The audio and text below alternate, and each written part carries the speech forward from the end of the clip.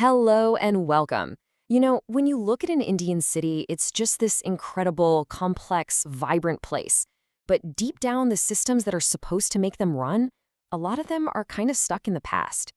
Today, we're going to dig into why that is. It's a frustration so many of us know, right? You see a problem, you know it needs fixing, but actually getting it done feels like you're trying to solve some impossible puzzle. So, what's the deal? Well, the way our cities are run today is no accident. It's actually the result of a really long story, a legacy that started way, way before India was even independent. Let's get into it. So our story doesn't start in modern India. It starts with the British Raj. The very foundation of how our cities are governed was laid during colonial rule. And, it was designed for a totally different purpose than what we need today. And this, right here, is the core problem. The original system, it wasn't built to serve you and me, or to help our cities grow. Its main goals were super simple: collect taxes efficiently and keep a tight group on the population to help trade run smoothly. What's really fascinating here is how each of these institutions was set up to serve the rulers, not the people being ruled. Municipal councils, they were basically tax collection agencies. Improvement trusts, they popped up after plagues, mostly to protect the health of colonial officials. And cantonments, they were literally fortified areas to keep the British elite safe. This timeline really shows you how the whole rule book for managing cities was written. It was always top-down, and usually a reaction to some kind of crisis. That Land Acquisition Act, for example, it gave the state this immense power to just take private land, a power that would echo for decades and decades. Now, you'd think that after independence in 1947, everything would have changed. But here's the thing. In a lot of ways, this top-down centralized way of doing things didn't just continue, it actually got stronger. The new nation had huge dreams, and the big tool to make them happen was the 5-year plan. Basically, a central group in Delhi would map out the economic and social future for every single part of the country, cities included. This quote just says it all, doesn't it? The Planning Commission was this incredibly powerful body, but it wasn't even formally part of the constitutional setup. And yet it was making these huge decisions that would completely shape cities hundreds of miles away. So here's the bottom line. With all the power and all the money focused on these giant national plans, the actual city governments, the people who are supposed to see the problems right on the street, were left with very little real power and even less cash to fix anything.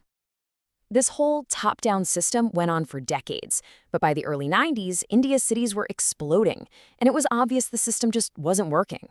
Something had to change, and it led to this huge turning point. And that change came in the form of a number, 74. This one number represents one of the biggest moments in the entire history of how India's cities are run. For the first time ever, the Indian Constitution was changed to officially recognize city governments. It was a pretty revolutionary idea, really. Let cities have the power to actually govern themselves. And this amendment wasn't just a nice idea on paper.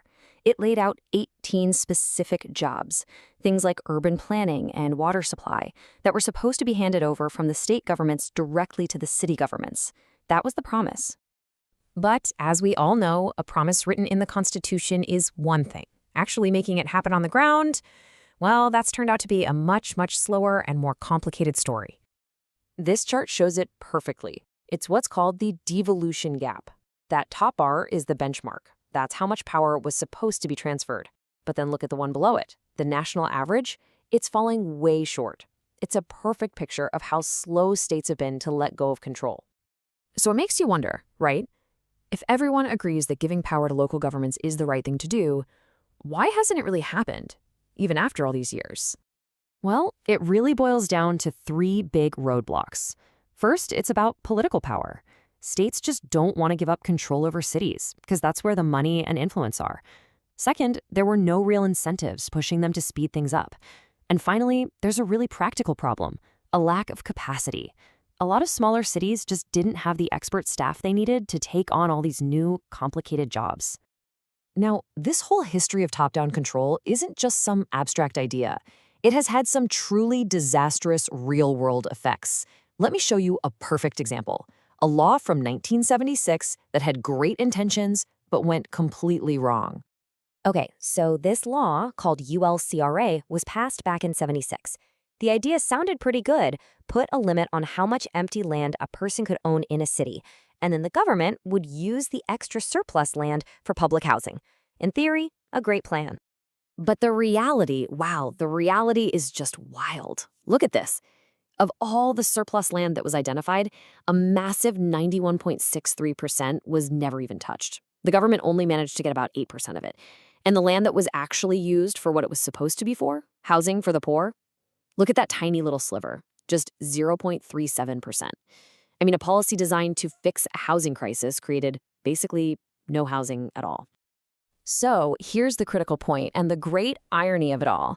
This law did the exact opposite of what it was supposed to do. By freezing up the land supply, it actually made housing more expensive and indirectly led to even more slums. It was just a total failure of top-down planning. And that brings us right back to today and back to that pothole in the street. The reason it's so hard to fix is tangled up in this 150-year-long tug of war between central control and local power.